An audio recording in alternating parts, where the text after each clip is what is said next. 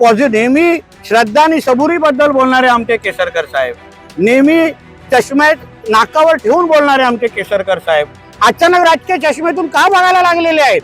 Land mafia म्हणजे नेमकं कोण? त्यांनी नावं घेतलं तर त्याच्यावर आम्ही बोलू शकतो. जो बाण आमच्याकडे येतच नसेल त्याच्यावर आम्ही उत्तर का देऊ? मी असताना कोणाची हिंमत या सगळ्या गोष्टी करण्याची?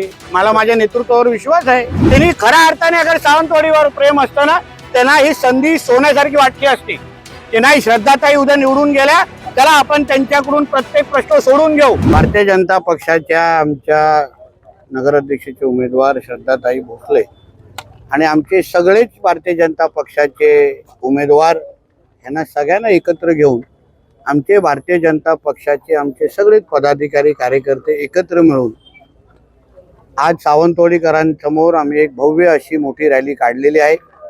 ह्या रॅलीच्या माध्यमातून आम्ही परत एकदा आमच्या सावंतवाडीकरांना आम्हाला विश्वास द्यायचा आहे की आम्ही उद्याचं मतदान किंवा उद्याचा आशीर्वाद त्यांची सेवा करण्यासाठी आम्ही मागतो आहोत. पुढची 5 वर्ष त्यांच्या आयुष्यामध्ये परिवर्तन आम्हाला आणायचं आहे. आम्हाला ऐतिहासिक असे प्रकल्प इथे राबवायचे आहेत. सावंतवाडीचा चेहरा मोहरा बदलण्याची एक सुवर्ण संधी श्रद्धाताईंच्या रूपाने आपल्याकडे आज चालून आलेली आहे. ज्या राजघराण्याने आपल्या ह्या सावंतवाडीला खऱ्या अर्थाने ओळख दिलेली होती, इतिहासामध्ये पूर्ण सावंतवाडीचा प्रवास हा राजघराण्याच्याच माध्यमातून आज घडलेला आहे आणि पुढेही घडवण्याची एक सुवर्ण संधी आपल्याकडे उद्या चालून आलेली आहे. म्हणून मतदार बंधू भगिनींनी आणि तरुण मित्रांनी सगळ्यांनी एकत्र येऊन आदरणीय आमच्या श्रद्धाताईंना आणि त्यांच्या सर्वच सहकाऱ्यांना भरघोस असा मतदानारूपी आशीर्वाद तुम्ही द्यावा. श्रद्धाताईंना मतदान म्हणजे आदरणीय नरेंद्र मोदी साहेबांना मतदान, श्रद्धाताईंना मतदान म्हणजे आदरणीय देवेंद्र फडणवीस साहेबांना मतदान, श्रद्धाताईंना मतदान म्हणजे आदरणीय रवी चव्हाण साहेबांना मतदान, श्रद्धाताईंना मतदान म्हणजे आदरणीय राणे साहेबांना मतदान. आणि मी पालकमंत्री म्हणून पण मी माझी जबाबदारी मी स्वीकारतो की उद्या श्रद्धाताई आणि आमच्या सगळ्या टीमला निवडून आल्यानंतर सावंतवाडीसाठी या शहराच्या विकासासाठी राज्य सरकारचा प्रतिनिधी म्हणून 1 रुपयाची निधी कमी पडून देणार नाही.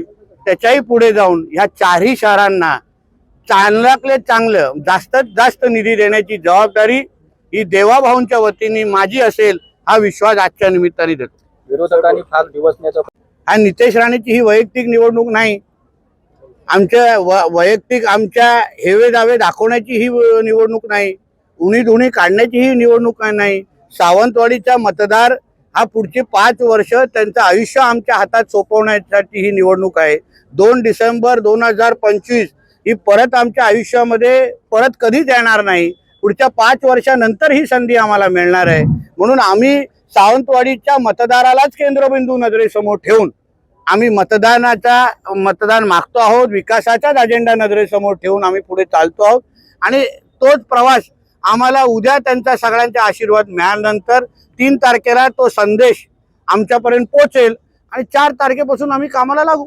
आमदार जे आहेत त्यांनी इथला मोती तलावाचा मुद्दा असेल, मल्टी स्पेशालिटी असेल आणि त्याचबरोबर काही भावनिक मुद्दे, मराठीचा मुद्दा, हे 3च मुद्दे आणि भावनिक करण्याचा प्रयत्न केला. पण तुम्ही एक विचार करा, ज्या राजघराण्यांनी या सावंतवाडीला सुंदरवाडी ओळख दिली, मोती तलाव कोणी निर्माण केला?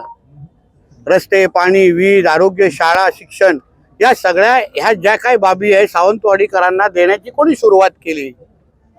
आणि म्हणून ज्याची ओळखच, ज्या सावंतवाडीला ओळखच सुंदरवाडी ह्या राजघराण्याच्या मुळे अगर मिळाली असेल तर राजघराण्यातले अगर व्यक्ती आपल्या या खुर्चीवर आपल्याला आशीर्वाद मागतोय, नगराध्यक्षाची निवडणूक त्या आमच्या श्रद्धाताई लढवत आहेत, मला वाटतं हे राजकारण करण्याची ही वेळच मुळामध्ये नव्हती. ही निवडणूक, जसे मी अगोदर आपल्याला बोललो की ही निवडणूक राजघराण्याला ज्यांनी आपल्याकडून काहीच मागितलं नाही, कधीच काय अपेक्षा ठेवली नाही, नुसतं आपल्याला दिलेलं आहे, त्यांना अगर आपल्याला परतफेड करण्याची अगर संधी मिळाली असेल तर सावंतवाडीच्या जनतेने, सावंतवाडीच्या सगळ्या राजकीय पुढाऱ्यांनी, कार्यकर्त्यांनी एकत्र मिळून श्रद्धाताईंसाठी आणि सगळ्यांसाठी काम करायला हवं होतं. राजकारणामध्ये राजकारण करत असताना माणुसकी नजरेसमोर ठेवून आपण काम करायला पाहिजे. आपण भारतीय जनता पक्ष, शिवसेना, काँग्रेस, राष्ट्रवादी काँग्रेस ह्या सगळ्या पक्षाचे कार्यकर्ते होण्याच्या अगोदर आपण सावंतवाडीकर आहोत आपण सिंधुदुर्गकर आहोत आणि त्या चष्म्यातून अगर ही निवडणूक पाहिली असती तर आज हे कुठली टीका टिप्पणी केली नसती. आज मोती तलाव असेल, मल्टी स्पेशलिस्ट असेल, आमच्या लखमराजेजींनी पत्रकार परिषदेमध्ये काय बोलले, ते सगळे प्रश्न सोडवण्याची जबाबदारी त्यांची आहे. राजघराण्याने अगर इकडल्या विकासाची जबाबदारी घेत असतील, त्याला सत्तेची जोड आमच्या माध्यमातून मिळत असेल, तर सावंतवाडीकरांचा विकास तुम्ही विचार करा किती गतिमान पद्धतीने होऊ शकतो किंवा संधी आपल्याकडे आलेली आहे. ते म्हणून ही संधी आपण सोडता कामा नये.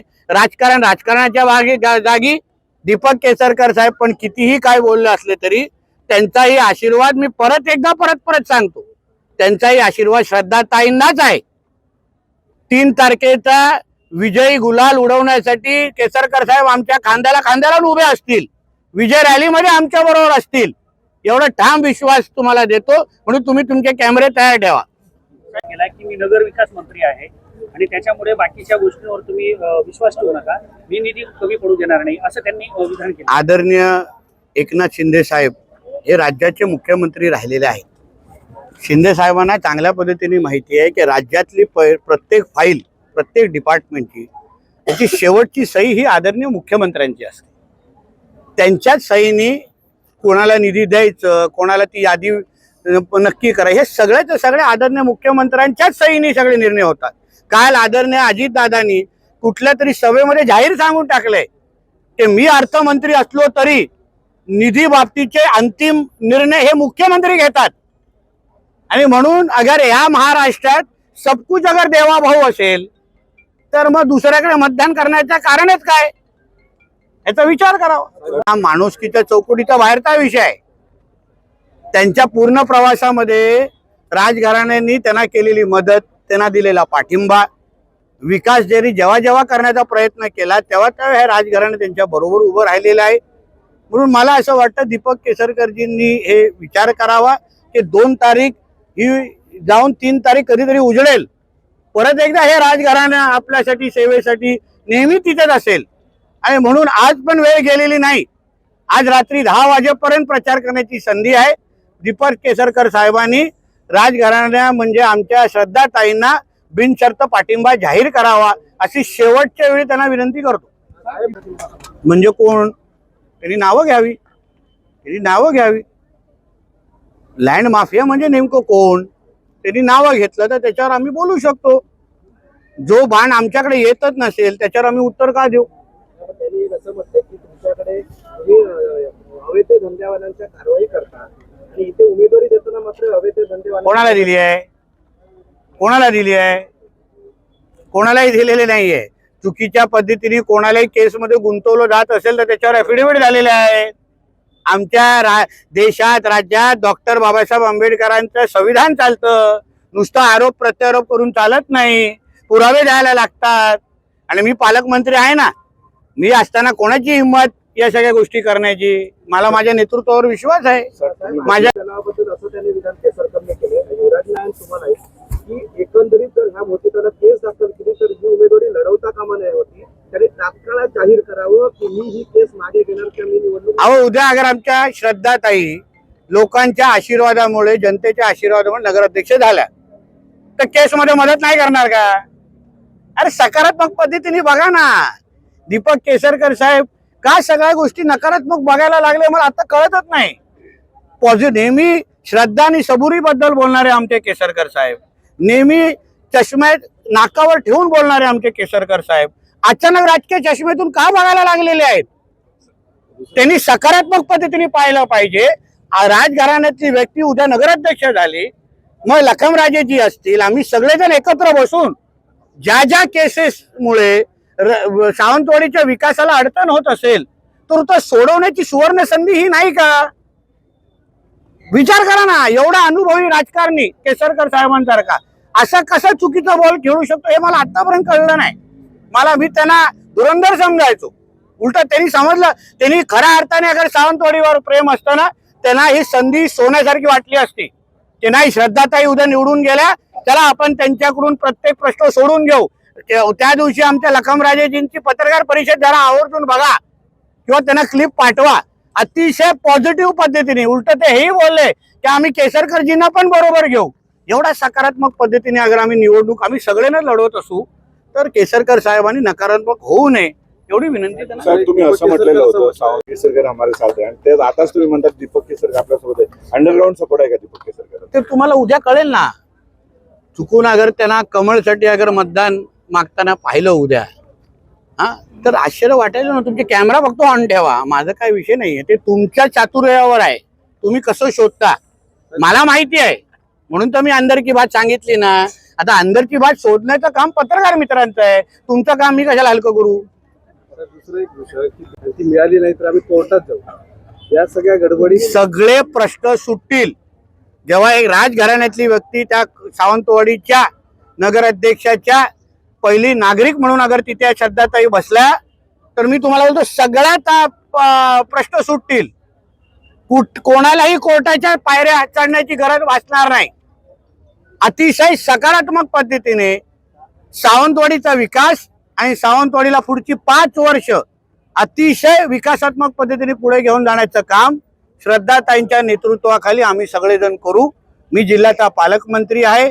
आमचे आज सकाळी तुम्ही आदरणीय मुख्यमंत्री साहेबांचा व्हिडिओ ऐकलाय.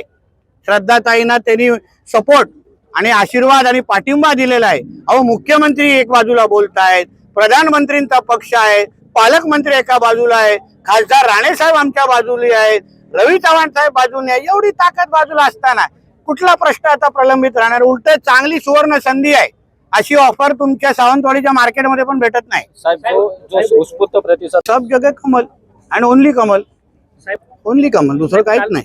काल उपमुख्यमंत्री साहेबांनी दादांची भेट घेतलेली आहे मालवणमध्ये जाऊन. तुम्ही या घटनेकडे कसं पाहता? मी राजकारणाच्या पलीकडे राजकारणाचा चष्मा मी थोडा बाजूला ठेवतो, टेबलावर ठेवतो आणि मी हे पाहतो की आमचं महाराष्ट्राचं राजकारण यशवंतराव चव्हाण साहेबांपासून बाळासाहेब ठाकरेपासून साहेबांपासून आतापर्यंत हे नेहमी राजकारणाच्या पलीकडे संबंध जोपासणाऱ्यापैकी आमचा महाराष्ट्र राहिलेला आहे. आणि म्हणून त्याच संबंधासाठी त्याच राजकीय दृष्टिकोनातून प्रगल्भतेच्या दृष्टिकोनातून आदरणीय राणे साहेब आणि आदरणीय एकनाथ शिंदे साहेब काल भेटलेले आहेत.